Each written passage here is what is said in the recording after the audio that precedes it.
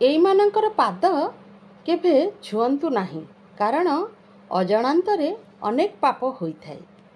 ଜ୍ୱାଇଁ ହୋଇ ଶ୍ୱଶୁର ପାଦ ଛୁଇଁବା ଅନୁଚିତ, କାରଣ ଯେଉଁଦିନଠାରୁ ପ୍ରଭୁ ମହାଦେବ ତାଙ୍କର ଶ୍ୱଶୁର ଦକ୍ଷଙ୍କର ଶିର କାଟିଥିଲେ, ସେହିଦିନଠାରୁ ଏ ନିୟମଟି ଲାଗୁ ରହିଛି।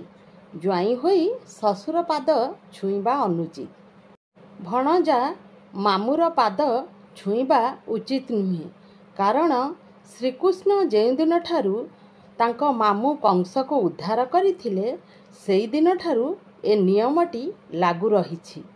ତେଣୁ ଭଣଜା ହୋଇ ମାମୁଁ ପାଦ ଛୁଇଁଲେ ମାମୁଁର ଘୋର ପାପ ହୁଏ। କୁଆଁରୀ ଝିଅ ଦେବୀ ସ୍ୱରୂପ ହୋଇଥାନ୍ତି, ତେଣୁ ତାଙ୍କୁ ଆପଣ ଭୁଲରେ ବି ଆପଣଙ୍କ ପାଦ ଛୁଇଁବାକୁ ଦେବେନି। ତାହା ମା ଲକ୍ଷ୍ମୀଙ୍କୁ ଅବମାନନା ହୋଇଥାଏ। ସନ୍ନ୍ୟାସୀ କେବଳ ତାଙ୍କ ଗୁରୁ ପାଦ ଛୁଇଁବେ, ଅନ୍ୟ କାହାର ନୁହେଁ।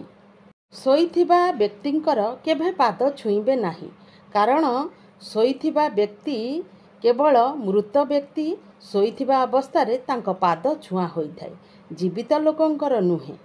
ଅଶୁଦ୍ଧ ଏବଂ ଶୁଦ୍ଧ ପରିସ୍ଥିତିରେ କେବେ କାହା ପାଦ ଛୁଇଁବେ ନାହିଁ।